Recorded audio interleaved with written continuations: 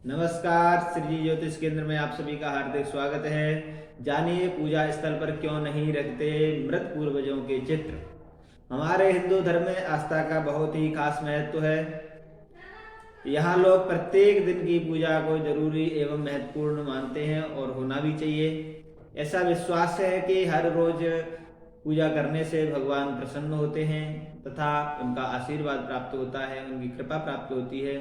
साथ ही ऐसा करने से मन को शांति भी मिलती है। भगवान की पूजा में उचित एवं उत्तम सजावट भी करते हैं, जैसे कि मंदिर या हमारे घरों में ही बनाए गए भगवान के पूजा स्थल यह पवित्र हो, कोई शुद्ध स्थान हो और यहाँ कोई अशुद्ध वस्तु भी ना आए, इसका विशेष ध्यान रखना चाहिए। लेकिन इसके अलावा भी कोई ऐसी बातें हैं जिनके अनजान में लोग पूजा घर को सजाने के लिए वे हर प्रकार की वस्तुओं का प्रयोग कर लेते हैं, जो उनके हिसाब से तो सही होता है लेकिन शास्त्रों के अनुसार अशुभ होता है।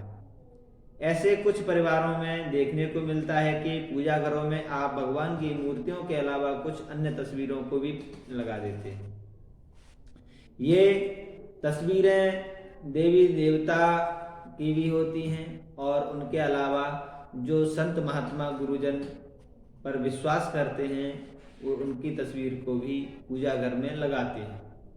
लेकिन इसके अलावा कुछ लोग अपने मृत पूर्वज या परिवारिक जनों की तस्वीर भी पूजा घर में लगा देते हैं। ऐसा कभी ना करें।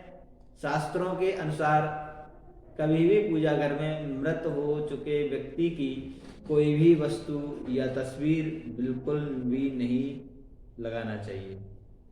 यह शास्त्रों की दृष्टि में अशुभ है। इससे आपकी पूजा अस्वीकृत होती है और घर परिवार पर संकट भी आते हैं। कुछ लोग जो अपने मृत परिजनों को बेहतर प्रेम करते हैं, वे उनके चले जाने के बाद उन्हें सम्मान देने हेतु मंदिर में उनकी तस्वीर लगाते हैं। लेकिन वास्तुशास्त्र के अनुसार ऐसा करना अनुचित है। न केवल पूजा घर में अन्य मूर्तियों के साथ बराबर पूजा घर की दीवारों पर भी मृत परिजनों की तस्वीर नहीं होनी चाहिए। यानी जो दीवार, जिस दीवार पे मंदिर है उस दीवार पर भी मृत परिजनों की तस्वीर नहीं होनी चाहिए। वास्तु के अनुसार घर का पूजा स्थल उत्तर या पूर्व दिशा में होना चाहिए। यदि इसमें जगह उपलब्ध नहीं हो तो आप उत्तर और पूर्व के मध्य ईशान दिशा में मंदिर का स्थान चुन सकते हैं। गुरु की तस्वीर इन स्थानों में स्थापित कर सकते हैं, जैसे कि पूर्व है, उत्तर है, ईशान दिशा। इन दीवारों में या कोई दूसरे स्थान पर स्थापित कर सकते हैं। और वास्तुशास्त्र में मर चुके परिवार के लोगों की तस्वीर कभी भी इन 3 दिशाओं में नहीं लगाना चाहिए। यदि मृत परिजनों को या जीवित परिजनों की कोई तस्वीर कोई भी लगाते हैं तो विशेष ध्यान रखना चाहिए। दक्षिण दिशा में परिजनों की तस्वीर लगाना उचित होता है। उसके पश्चात पश्चिम दिशा में लगाना उचित होता है। यदि दक्षिण पश्चिम में भी जगह नहीं है तो दक्षिण पश्चिम के मध्य नैऋत्य कोण में भी आप लगा सकते हैं।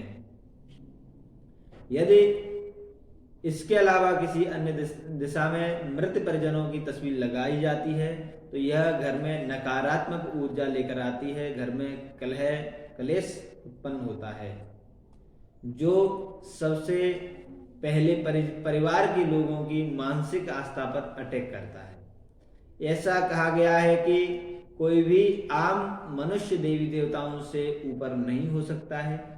भगवान का स्थान हमेशा उच्च है और उच्चतम ही रहेगा, इसलिए उनकी बराबरी में जिंदा या फिर मरे हुए व्यक्तियों की तस्वीर बिल्कुल भी नहीं लगाना चाहिए।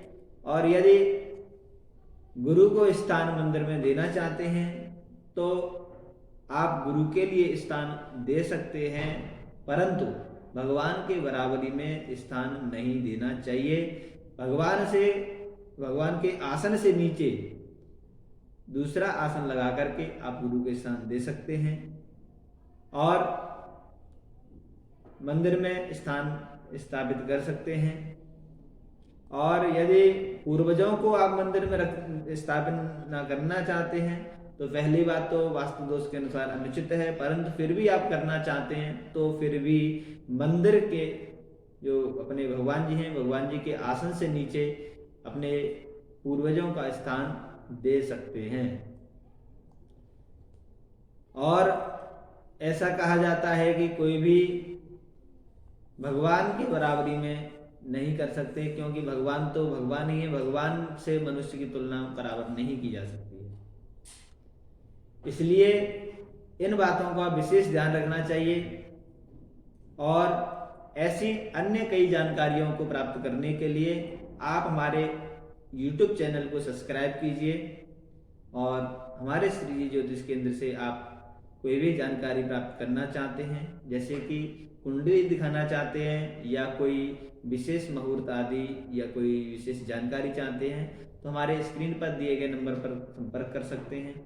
और यह जानकारी आपको महत्वपूर्ण जानकारी प्राप्त कराई है। इसी प्रकार से इस जानकारी को आप अधिक से अधिक लोगों को शेयर कीजिए, जिससे अनेकानेक अपने मित्रगण, परिवारीजन, अपने जो प्रेमी जन हैं, सभी को यह जानकारी प्राप्त हो सके और आप श्री ज्योतिष केंद्र श्री धाम वृंदावन में आप आते हैं, आप बैठ कर के भी जानकारी प्राप्त कर सकते हैं। जय श्री राधे, जय श्री कृष्ण।